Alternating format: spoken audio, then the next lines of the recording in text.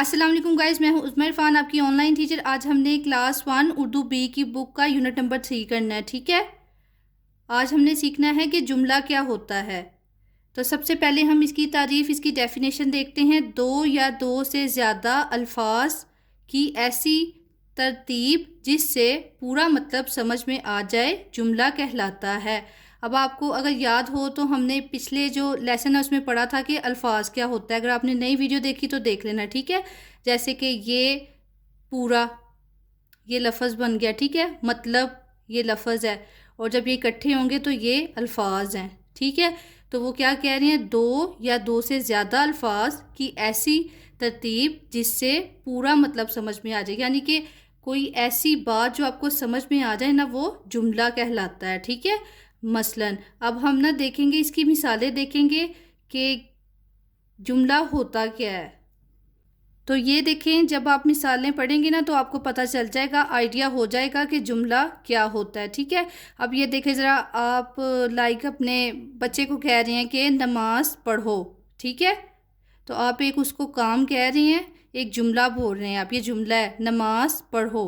ठीक है, तो जैसे ही आप उसको कहेंगे ना अपने बच्चे को, तो उसको बात समझ में आ जाएगी कि मेरी मम्मा मुझे क्या कह रही हैं। ठीक है, तो इस तरह उसको आपकी बात समझ में आ गई ना, तो ये जुमला हुआ।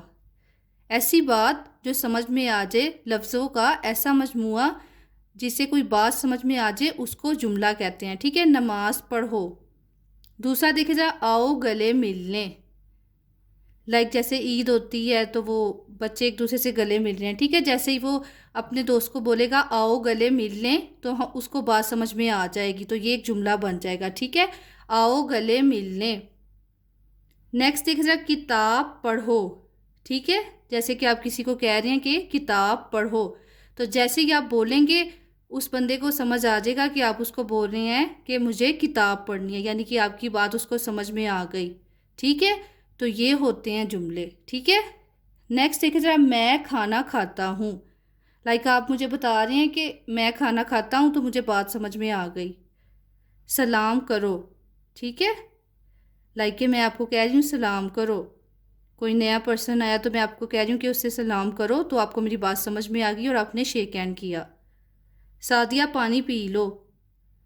लाइक कि ये एक बच्ची है, तो इसको आपने कहना है कि पानी पी लो, तो उसको बात समझ आ जाएगी, वो पानी पी लेगी। ठीक है, तो इस तरह दो या दो से, ये देखिए अगर ये आप इसको इस तरह पढ़ेंगे ना सलाम, तो ये एक लफ्ज़ है। ठीक है, और करो ये एक लफ्ज़ है। अब वो क्या कह रही हैं, दो या दो से ज़्यादा अल्फाज कि उनकी ऐसी तरतीब हो कि आपको मतलब यानी कि बात समझ में आ जाए, तो उसको आप जुमला बोलेंगे। ठीक है, तो ये जो सारे हैं ना, ये जुमले हैं।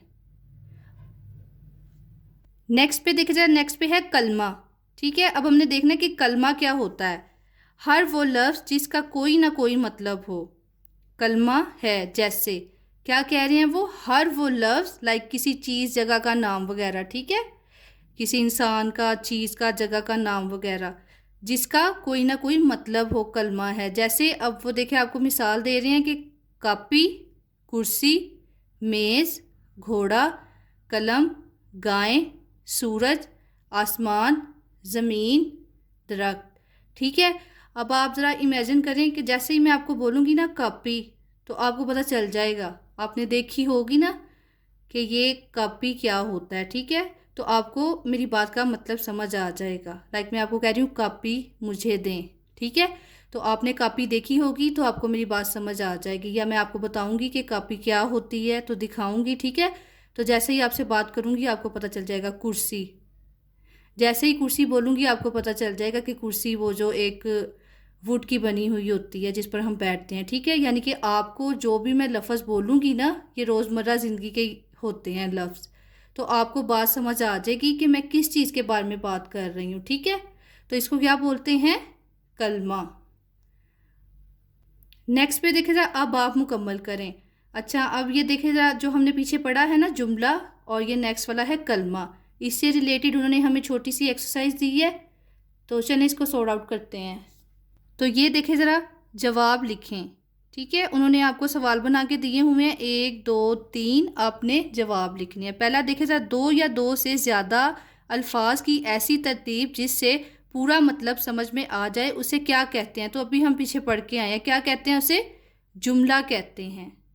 ठीक है ना, अभी पीछे पढ़ा था ना आपने, हर बामायनी लफ्ज़ को क्या कहते हैं। ये देखे ऊपर अभी हमने पढ़ा है कि हर वो लफ्ज़ जिसका कोई ना कोई मतलब हो, बामायनी यानी कि उस लफ्ज़ का कोई ना कोई मतलब हो। हर बामायनी लफ्ज़ को क्या कहते हैं, कलमा कहते हैं। ठीक है, लास्ट वाला देखिए, 4 लफ्ज़ों का कोई जुमला बनाएं। अब ये आपने खुद से बनाना है, 4 लफ्ज़ लेने हैं, कोई भी आप बना सकते हैं।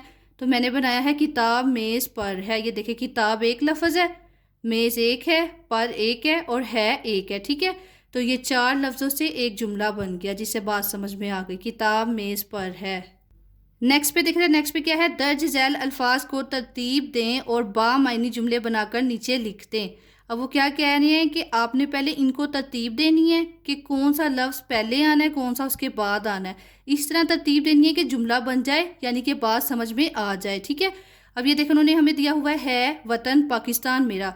जैसे ही हम इसको ध्यान से पढ़ेंगे ना, तो हमें पता चलेगा कि ये इस तरह जुमला बनेगा, पाकिस्तान फर्स्ट पे आएगा, पाकिस्तान मेरा वतन है। तो इस तरह हमें बात समझ में आएगी, इस तरह हमें समझ में नहीं आएगी। ठीक है, तो जैसे ही हम इनको तरतीब देंगे तो ये जुमला बन जाएगा, यानी कि इसका मतलब हमें समझ में आ जाएगा। नेक्स्ट देख जाए, की सुनता हर अल्लाह एक है। जैसे ही हम इसको तरतीब देंगे तो ये इस तरह बनेगा, अल्लाह हर एक की सुनता है। तो ये जुमला बन गया। ठीक है, हमें बात समझ में आ गई। अकमल ज़हीन बच्चा एक है। जैसे ही हम इसको दुरुस्त करेंगे तो ये इस तरह हो जाएगा, अकमल एक ज़हीन बच्चा है। ठीक है, तो इस तरह जैसे ही हम उनको तरतीब देंगे तो हमें बात समझ में आने लग जाएगी। ठीक है, लास्ट पे देखा जाए, लास्ट पे एक सरगर्मी है, उस्ताज़ा कराम बच्चों को पाकिस्तान के बारे में 5 जुमले लिखवाएं। ठीक है, तो ये आपने 5 बातें लिखनी है, जैसे कि पाकिस्तान मेरा वतन है, मैं अपने वतन से मोहब्बत करता या करती हूँ। ठीक है, मेरे वतन के झंडे का रंग सफ़ेद और सब्ज़ है, और हमारी कौमी ज़ुबान उर्दू है, हमारा जो कौमी लिबास है वो शलवार कमीज़ है। ठीक है, तो इस तरह आपने कोई सी 5 लाइनें लिखनी है। ठीक है, तो गाइस आई होप आप लोगों को पता चल गया होगा कि जुमला क्या होता है और कलमा क्या होता है। ठीक है, तो नेक्स्ट वीडियो में मिलेंगे। Thanks for watching, thank you so much. अगर वीडियो अच्छी लगी तो मेरे चैनल को सब्सक्राइब, लाइक एंड शेयर कर दें। अल्लाह हाफिज़।